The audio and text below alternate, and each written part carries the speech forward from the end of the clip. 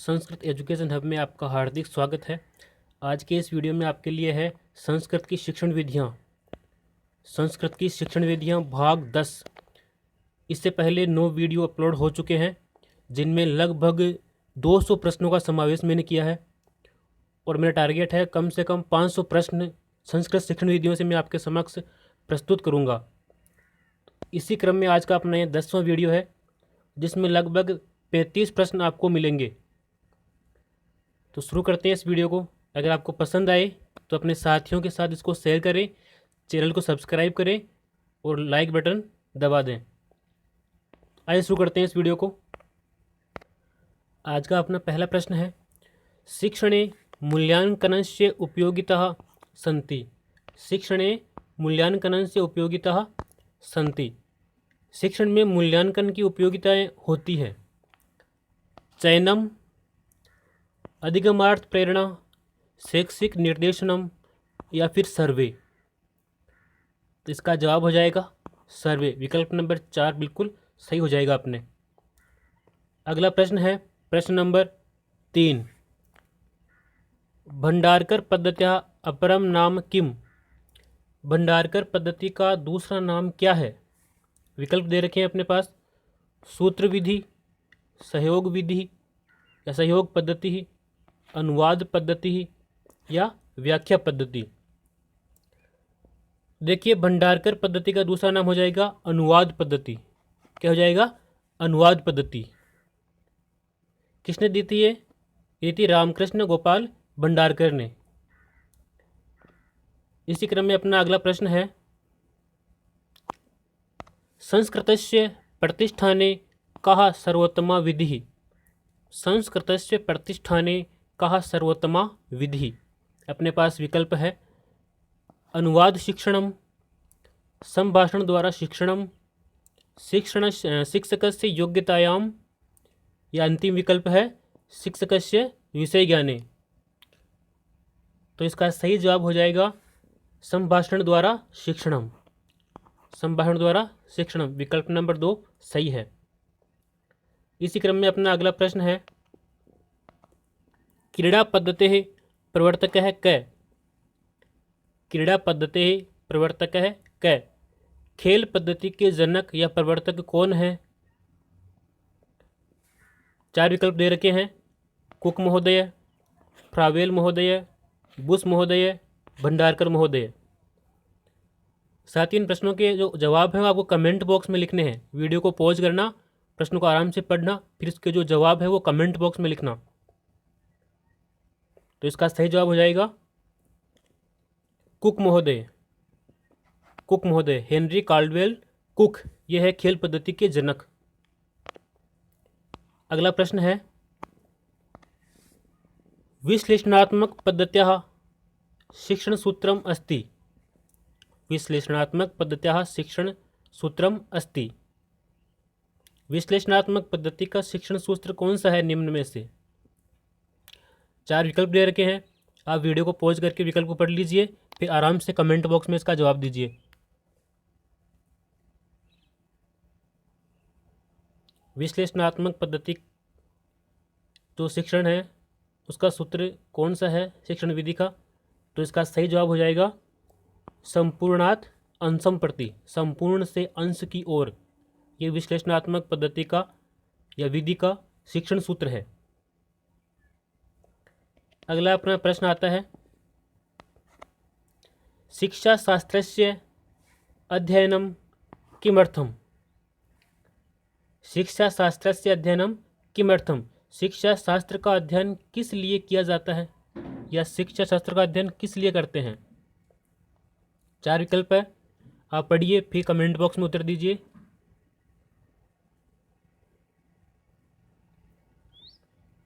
इसका सही जवाब हो जाएगा विकल्प नंबर 2, शिक्षण कौशलम प्राप्तुम। शिक्षण कौशल को प्राप्त करने के लिए शिक्षा शास्त्र के अध्ययन की आवश्यकता होती है।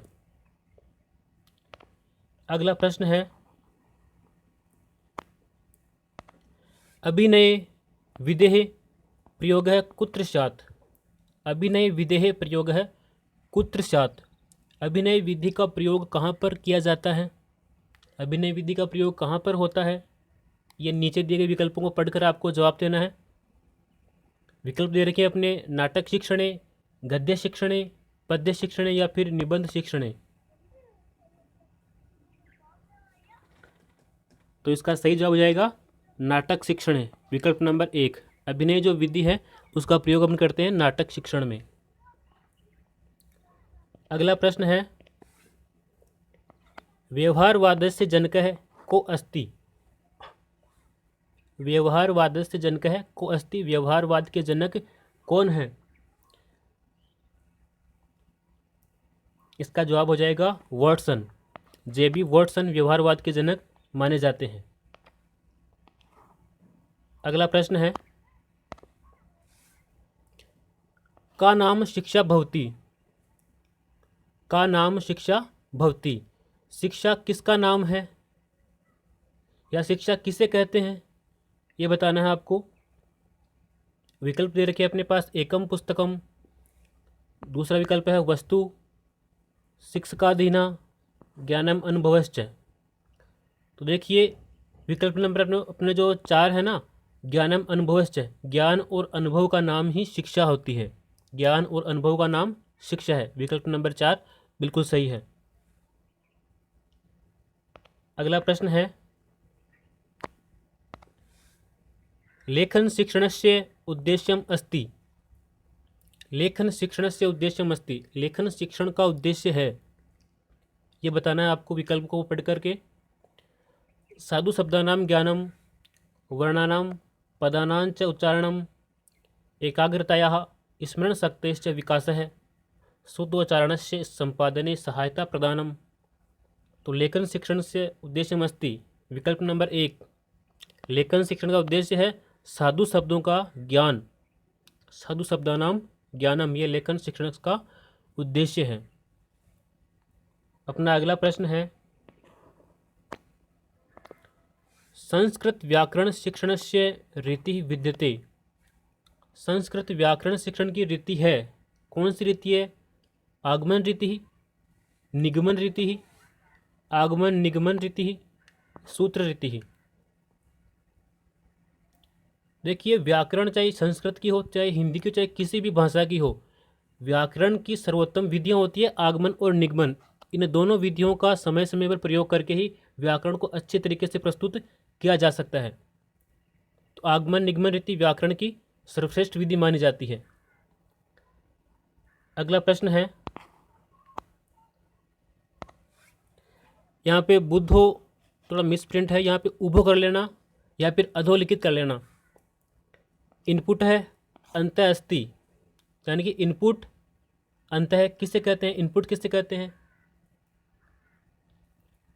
नीचे 4 कौशल दे रखे हैं, इनमें से इनपुट कौशल बताना आपको। जो ग्रहण करते हैं उसको इनपुट कहते हैं, जो आपस अपन प्रदर्शित करते हैं, दूसरों के समक्ष प्रस्तुत करते हैं, उसको आउटपुट कहते हैं। तो 4 कौशल है, इनमें से बताने आपको इनपुट कौशल कौन कौन से हैं। देखिए विकल्प नंबर 4 श्रवण पठनन, ये दोनों क्या है? इनपुट है। हम सुनकर के ग्रहण करते हैं, पढ़ कर के भी ग्रहण करते हैं। ये तो हो गए अपने इनपुट, ये तो हो गए इनपुट, आई यानी कि इनपुट। और इनमें से 2 कौशल है, एक तो हो गया पठन, एक तो हो गया भाषण, और एक हो गया लेखन। एक भाषण और दूसरा लेखन, ये 2 क्या हो गए? ये हो गए आउटपुट। ये 2 कौशल हो गए अपने आउटपुट कौशल। तो ये ध्यान रखना है, श्रवण और पठन ये तो हो गए इनपुट, और लेखन और भाषण ये हो गए आउटपुट कौशल। इसी क्रम में अगला प्रश्न है,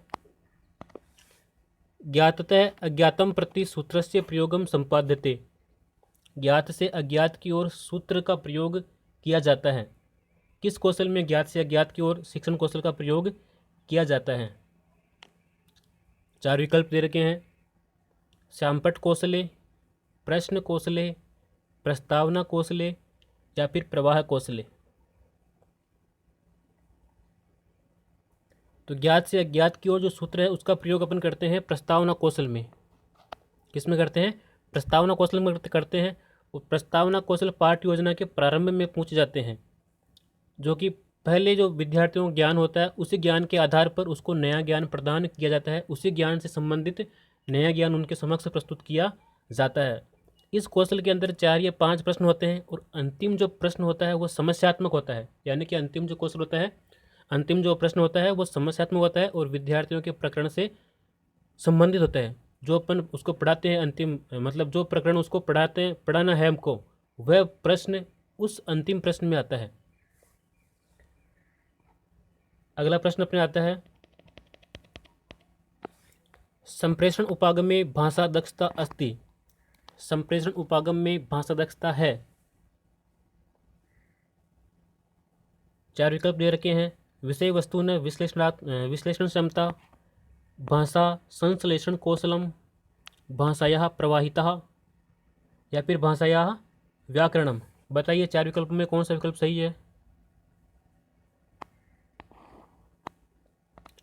इसका सही जवाब हो जाएगा विषय वस्तु न विश्लेषण क्षमता, विकल्प नंबर 1। विकल्प नंबर 1 बिल्कुल सही हो जाएगा। संप्रेषण उपागम में भाषा दक्षता अस्ति क्या है, विषय वस्तु न विश्लेषण क्षमता, विकल्प नंबर 1 सही है। इसी क्रम में अपना अगला प्रश्न आता है, वह व्यंजनस्य उच्चारण स्थानम अस्ति। ये जो वह व्यंजन है उसका उच्चारण स्थान कहाँ से माना गया है। वैसे मूल रूप से जो उच्चारण स्थान होते हैं वो 7 होते हैं। कितने होते हैं, 7 उच्चारण स्थान होते हैं मूल रूप से। लेकिन पाणिनि जी के अनुसार उच्चारण स्थान 8 होते हैं। उन्होंने एक उच्चारण स्थान है उर को भी उच्चारण स्थान माना है, इसलिए पाणिनि जी के अनुसार होते हैं 8 और वैसे होते हैं उच्चारण स्थान 7। तो अपने यहाँ पे पूछा गया है कि वह व्यंजनस्य उच्चारण स्थानम अस्ति, तो वह का हो जाएगा अपने दंतोष्ठ, वकारस्य दंतोष्ठम, विकल्प नंबर 3 बिल्कुल सही हो जाएगा। इसी क्रम में अपने अगला प्रश्न है, शिक्षा या प्रमुख अंगम, या शिक्षा या प्रमुख अंग है, शिक्षा का प्रमुख अंग कौन सा है निम्न में से। 4 विकल्प पढ़िए, आराम से सोचिए कौन सा हो सकता है शिक्षा का प्रमुख अंग, फिर कमेंट बॉक्स में जवाब दीजिए। वीडियो को पॉज करके आराम से पढ़िए, सोचिए। देखिए शिक्षा का जो प्रमुख अंग है वो हो जाएगा छात्र को शिक्षा का प्रमुख अंग माना गया है। अगला प्रश्न है, पाठ्य पुस्तकम कस्य साधनम अस्ति। पाठ्य पुस्तक किसका साधन है। पाठ्य पुस्तक किसका साधन है। 4 विकल्प दे रखे हैं, ग्रहणस्य, वाचनस्य, विचार विनिमय, या फिर श्रवणम। तो इसका सही जवाब हो जाएगा वाचनस्य, विकल्प नंबर 2 बिल्कुल सही हो जाएगा। पाठ्य पुस्तक जो है वो वाचन का साधन है। इसी क्रम में अपना अगला प्रश्न आता है,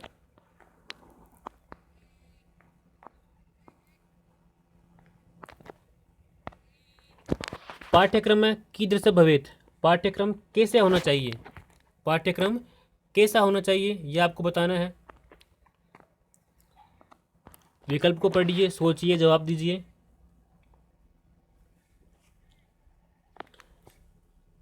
तो इसका जवाब हो जाएगा विकल्प नंबर 3, क्रिया प्रधानम। पाठ्यक्रम होना चाहिए क्रिया प्रधान। पाठ्यक्रम में केवल व्याख्या यानी कि केवल थ्योरी ही नहीं होनी चाहिए, थ्योरी के साथ साथ क्रियात्मक गतिविधियां भी होनी चाहिए, जिससे कि विद्यार्थी जो है अधिगम को अधिक सरल तरीके से सीखे और अधिक समय तक उसको याद रहे।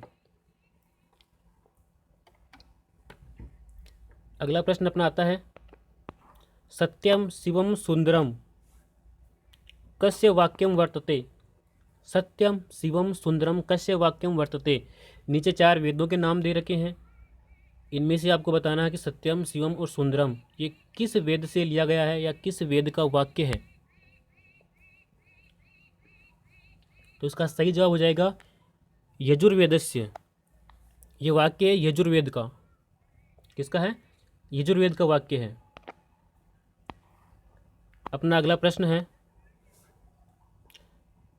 एतेषु अर्थ प्रकृतिवादस्य प्रवर्तक है इति प्रसिद्ध है। एतेषु अर्थ प्रकृतिवादस्य प्रवर्तकः इति प्रसिद्ध। नीचे 4 मनोवैज्ञानिकों के नाम दे रखे हैं, इनमें से आपको बताना है कि अर्थ यानी कि प्रकृतिवाद के प्रवर्तक कौन है, या प्रकृतिवाद के प्रवर्तक के रूप में कौन प्रसिद्ध है, यह आपको बताना है। तो इसका सही जवाब हो जाएगा विकल्प नंबर 3, प्लेटो। प्लेटो जो है प्रकृतिवाद के प्रवर्तक के रूप में प्रसिद्ध है। इसी क्रम में अपना अगला प्रश्न आता है, करिकुलम इति शब्दम अस्ति। करिकुलम इति शब्दम अस्ति। करिकुलम यानी कि पाठ्यक्रम किस भाषा का शब्द है? 4 विकल्प दे रखे हैं, विकल्पों में देख करके आप जवाब दीजिए। तो करिकुलम जो शब्द है वो है लैटिन भाषा का। किसका है? लैटिन भाषा का शब्द है करिकुलम। अपना अगला प्रश्न आता है,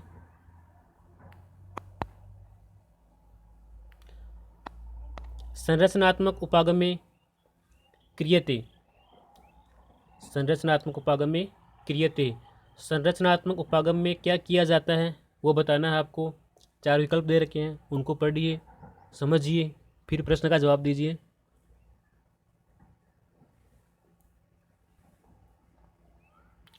तो इसका सही जवाब हो जाएगा वाक्यानाम संक्षिप्तीकरणम। वाक्यानाम संक्षिप्तीकरणम। संरचनात्मक उपागम में क्रियते। संरचनात्मक उपागम में किया जाता है वाक्यों का संक्षिप्तीकरण। साथियों, इस चैनल पर आपको जो है बिल्कुल ऑथेंटिक शिक्षण विधियाँ या बिल्कुल ऑथेंटिक शिक्षण ही कराया जाएगा, इस बात का आप ध्यान रखें। अपना अगला प्रश्न आता है, भाषण कौशलस्य हेतु आवश्यक नास्ति। भाषण कौशलस्य हेतु आवश्यक नास्ति। भाषण कौशल के लिए आवश्यक कौन सा नहीं है नीचे दिए गए विकल्पों में से? नीचे 4 विकल्प दे रखे हैं, उनको पढ़ कर के बताना है कि भाषा शिक्षण कौशल या भाषा कौशल के लिए कौन सा आवश्यक नहीं है। भाषा क्रीड़ा, अभिनय, संभाषण या फिर विद्वता।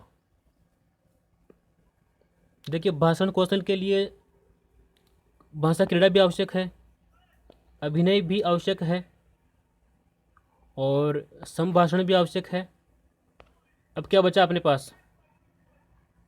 अब बचा विद्वता। तो इसका जवाब हो जाएगा विद्वता, विकल्प नंबर 4। भाषण कौशल के लिए विद्वता यानी कि विद्वान होना आवश्यक नहीं है। अगले अपने प्रश्न है, छात्राणाम ज्ञान विस्तार क्रियते। छात्रों का ज्ञान का विस्तार किया जाता है। अन्वेषण प्रश्न, केंद्रीय बोध प्रश्न, मूल्यांकन प्रश्न या फिर पुनरावृत्ति प्रश्न। 4 विकल्प दे रखे हैं, उनमें से बताइए आप कि छात्रों में ज्ञान का विस्तार किन प्रश्नों के द्वारा किया जाता है।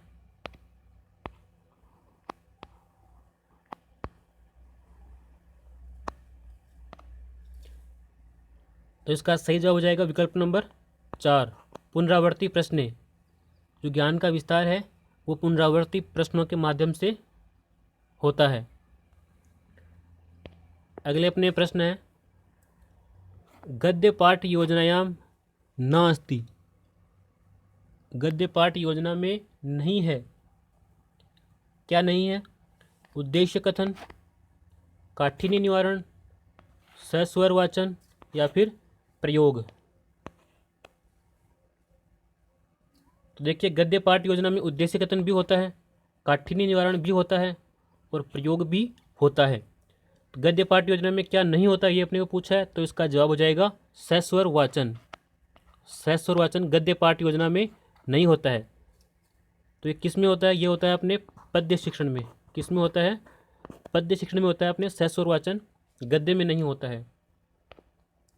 इसी क्रम में अपने अगला प्रश्न है, गोसुखम इत्यय समास है कै। गोसुखम, इसमें कौन सा समास है ये आपको बताना है। तो इसका जवाब हो जाएगा तत्पुरुष समास, विकल्प नंबर 3 बिल्कुल सही है। अगला प्रश्न है, आगमन पद्धत्याः प्रवर्तकः अस्ति। आगमन पद्धति के प्रवर्तक कौन है? नीचे 4 विकल्प दे रखे हैं, उनको पढ़िए और जवाब दीजिए कि जो अपनी आगमन पद्धति है, आगमन विधि है, उस विधि के प्रवर्तक कौन है? 4 विकल्प दे रखे हैं, पतंजलि महोदय, वरदराज महोदय, कात्यायन महोदय, भट्टोजी दीक्षित महोदय। तो इसका जवाब हो जाएगा पतंजलि महोदय। आगमन जो पद्धति है वो दी थी पतंजलि महोदय ने। किसने दी थी? पतंजलि महोदय ने दी थी। अगला प्रश्न है, विश्वविद्यालय आयोगस्य अध्यक्ष कै? विश्वविद्यालय आयोग के अध्यक्ष कौन है? नीचे 4 विकल्प दे रखे हैं, बताइए जल्दी। वीडियो को पॉज करिए और जवाब दीजिए। विश्वविद्यालय के आयोग के अध्यक्ष कौन है? तो इसका सही जवाब हो जाएगा डॉक्टर राधाकृष्ण महोदय। विकल्प नंबर 3 बिल्कुल सही है, इसका जवाब है। आगे प्रश्न है, निर्णय निर्माण आश्रितम। निर्णय निर्माण आश्रितम यानी कि निर्णय और निर्माण किसके ऊपर आश्रित है? निर्णय और निर्माण किसके ऊपर आश्रित है, ये बताने हैं आपको। 4 विकल्प हैं, उनमें से पहला है नेता पदे, आपरेषु, सदस्येषु या प्रधानाध्यापके। तो इसका सही जवाब हो जाएगा प्रधान अध्यापके, विकल्प नंबर 4। जो निर्णय निर्माण है वो प्रधान अध्यापक के ऊपर आश्रित रहते हैं। अपना अगला प्रश्न है, मनोविश्लेषण सिद्धांत से जनक है कै? मनोविश्लेषण सिद्धांत के जनक कौन है? मनोविश्लेषण सिद्धांत के जनक कौन है? ये मनोविज्ञान का प्रश्न है। तो मनोविश्लेषण सिद्धांत दिया था अपने सिगमंड फ्रायड ने। विकल्प नंबर 4 बिल्कुल सही हो जाएगा। किसने दिया था? सिगमंड फ्रायड ने दिया था मनोविश्लेषण सिद्धांत। अपना अगला प्रश्न आता है, ह्यूरिस्टिक पद्धत्या सूत्रकार है कै? ह्यूरिस्टिक पद्धति का सूत्रकार कौन है? जो ह्यूरिस्टिक पद्धति है उसका सूत्रकार कौन है? किसने दी थी ह्यूरिस्टिक पद्धति? तो इसका सही जवाब हो जाएगा मैक्स वेबर महोदय। विकल्प नंबर 1 मैक्स वेबर महोदय ने दी थी ह्यूरिस्टिक पद्धति। बढ़ते अपने अगले प्रश्न की ओर। अपना अगला प्रश्न है, लेकिन इससे पहले मैं आपको पुनः कहना चाहूँगा कि यदि अभी तक आपने चैनल को सब्सक्राइब नहीं किया है तो आप सब्सक्राइब करके रखें, जिसका नाम है संस्कृत एजुकेशन हब। अपना अगला प्रश्न है, वाद विवाद पद्धत्या अपर नाम किम?